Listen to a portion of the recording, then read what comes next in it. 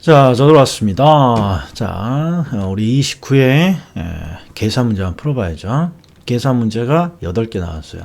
보통 9개 나왔는데 8개고 좀 봐보세요. 좀 짜증이 좀 나는 계산 문제가 많습니다. 29회가. 자, 첫 번째 한번 들어가 볼게요. 자, 일단 같은 상황이 주어졌을 때 그냥 복잡해 보이죠. 일단 이게 바로 짜증 유발 대표적인 거예요. 그런데 물어보는 걸 봐요. 총 투자 수익률이 나왔습니다. 총 투자 수익률. 그러면 일단 총 투자는 의미가 없어요. 총 투자는 이거 명심하시라 그랬어. 뭘 물어봐요? 수익률을 물어본단 말이에요. 수익률. 그런데 수익률은 뭘 측정하는 지표예요? 수익을 측정하는 지표란 말이에요. 수익을 측정. 그러니까 요 안에서 수익을 찾아야 되는데 수익이라고 찍혀있는 애가 없다라는 게 여기에 포인트란 말이에요. 수익률은 수익을 측정하는 지표인데 수익이라는 게 없다. 그래서 우리는 뭘 알아야 된다? 항상 실무에서 수익률이라고 하면 항상 순이득의 개념인 순영업소득을 해야죠. 그럼 벌써 정답 나왔네.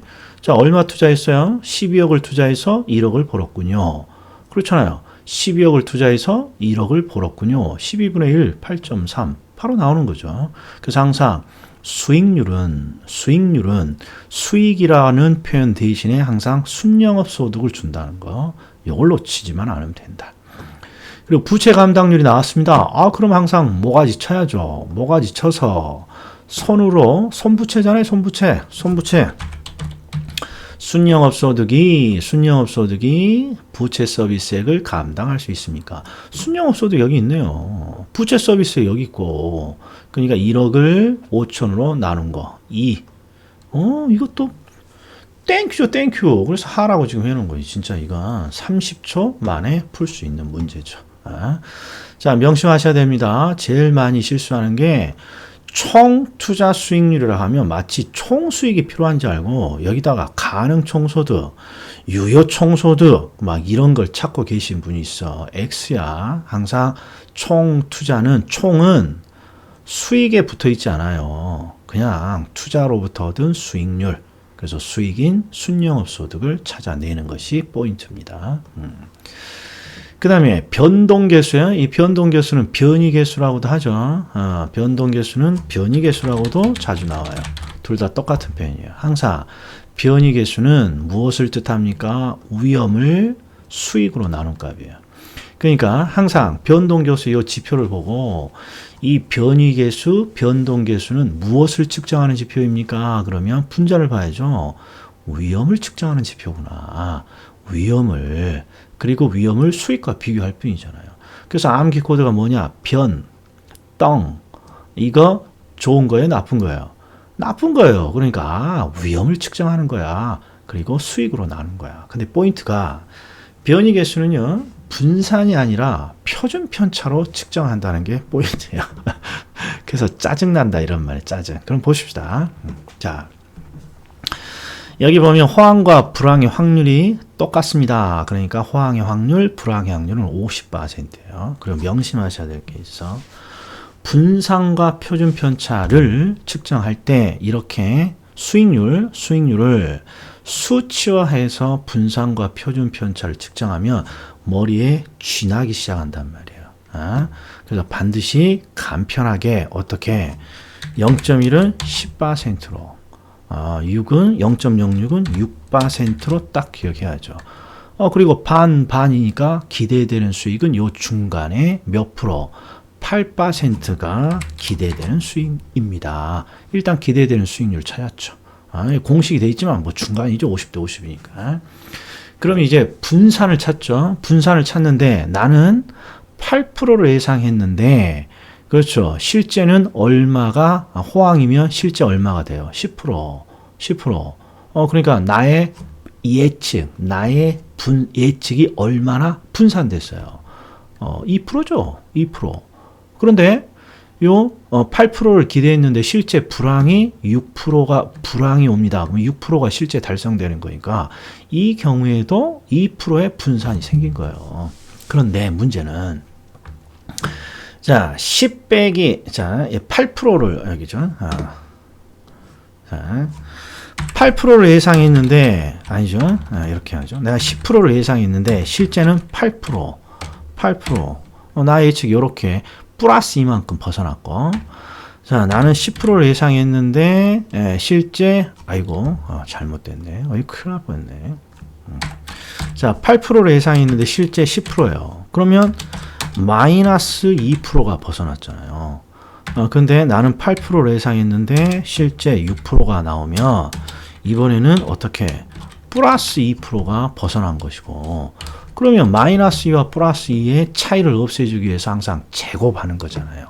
그러니까 바로 10%와 8%의 차이를 제곱하게 되면 얼마가 됩니까? 4% 그리고 제곱 이렇게 그냥 쓰라 그랬어요. 제곱. 얘도 역시 얼마예요? 4% 그리고 제곱 이렇게. 근데 이것도 역시 50대 50으로 이렇게 나눠지는 거니까 반씩. 그래서 4% 제곱이 이렇게 되는 거예요. 이렇게. 그리고 분산은 표준 편차는 루트를 씌운 거니까 4%의 제곱에 루트 씌우면 2%가 되는 거죠. 요걸 변이계수의 위험으로 쓰는 거예요. 위험으로. 이렇게 어렵지 않게 생각해 주셔야 돼. 항상 기대 수익률을 측정하고 기대 수익률 8% 그리고 10%와 8%의 차이를 제곱하면 분산이죠. 4% 제곱, 4% 제곱. 이게 반이니까 또 결합을 하면 4% 제곱이죠. 그것을 루트 씌우면 2%. 그래서 위험이 지금 2%니까 위험이 위로 올라가고 기대 수익률 8%로 나누면 4분의 1, 0.25 이렇게 쉽게 산정해라. 자, 3번.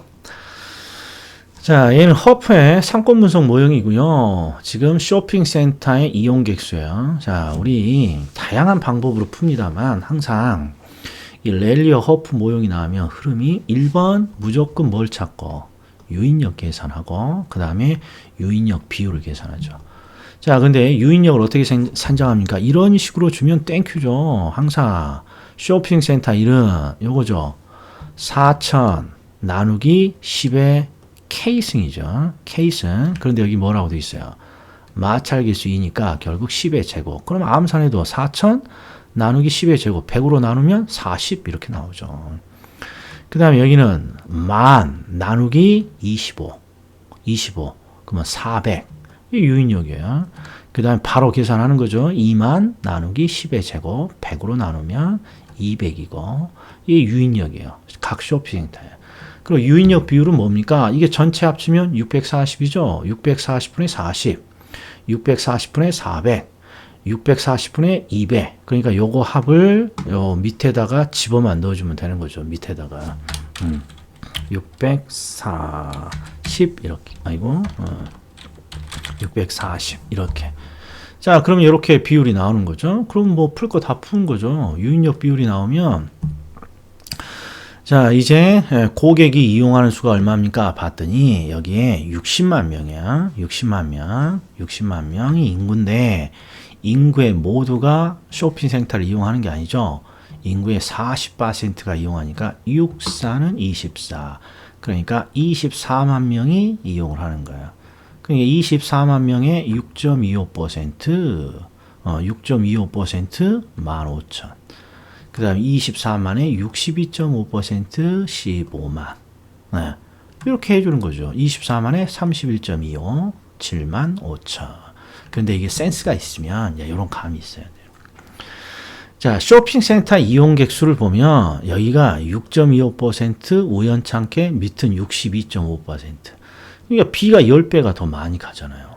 그러니까 15,000, 15만. 난 그냥 이거 찍고 가겠어요. 이런 감이 있어야 돼요. 계산을 잘하시는 분. 나머지는 다 다르잖아요. 10배 이상이잖아요. 10배 이상. 16,000, 16만. 있다 그러면 C번도 해봐야죠. 근데 이거 뭐 15,000, 15만. 1번 같아. 이렇게 가야죠. 네. 자, 여러분 보세요. 이제 짜증 중에 왕짜증이야. 자, 이 문제는 저는 시험장에서 안 풀었을 것 같아요. 저는. 자, 우리가 항상 입지 개수를 산정하는데 입지 개수는 항상 산업별로 지역의 산업 구성비를 구하고 이걸 전국 산업 구성비로 나누잖아요. 그래서 하나만 해보죠. 일단 여기 보니까 전국이 있어요. 전국. 그러니까 전국은 1655명 중에 제조업에 515명 있잖아요. 그러면 515를 1655로 나누면 이게 전국 평균이에요. 그 다음에 570을 1655로 나누면 34.44%가 금융. 그 다음에 570을 1655로 나누면 똑같이 34.44. 이게 전국 산업 구성비를 이렇게 구해 놓은 거예요. 이게 일단 먼저예요. 자, 그리고 A 지역만 한번 봅시다. A 지역만 다 하지 말고. 자, 지역 중에 A 지역을 딱 봐요. 그러면 자, 전체 530명 중에 A는 제조업이 150을 차지하고 있어요. 그러면 28.30이죠. 그리고 입지 개수를 산정합니다. 그러면 요 지역의 산업 구성비를 뭘로 나눠주면 돼요? 전국 산업 구성비인 31.33. 요 %로 나눠주면 돼요. 그렇죠? 그 다음에 이것도 봐요. 자, 200 나누기 530 하면 금융의 A지역에서 금융산업의 산업구성비는 37.74. 요걸 뭘로 나눠주면 돼요? 지역의 전국 산업구성비인 34.34. 44. 이런 식으로 입지개수를 산정하는데 이 보세요. 뭐 규칙성이 없어요. 그냥 주란 뜻이에요. B지역의 제조업 산업 입지개수를 구하고 A지역의 숙박업의 입지개수를 구하고 낮냐 높냐. 그렇죠. 딱 봐도 진짜 왕짜증입니다. 왕짜증.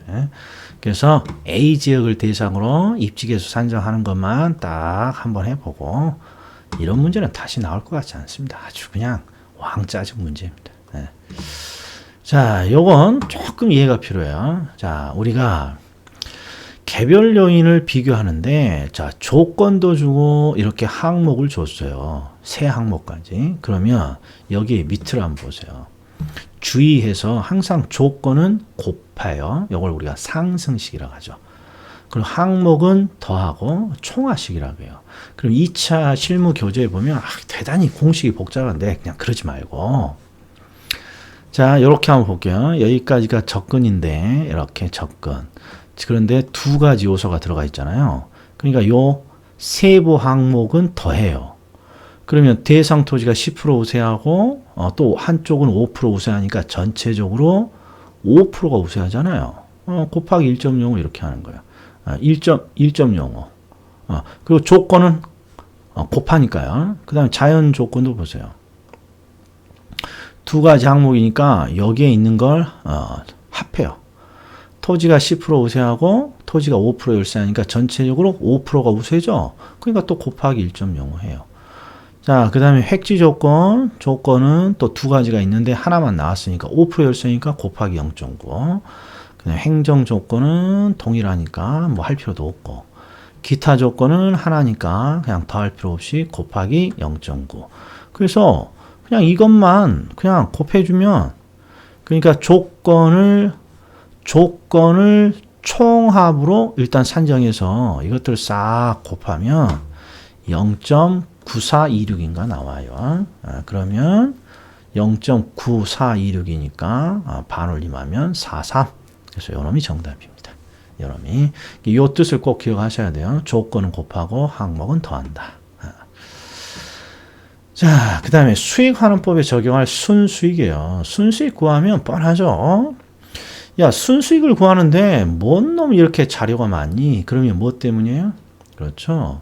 항상 출제자가 순수익을 구할 때 영업경비라는 항목을 직접 한 번도 준 적이 없어요.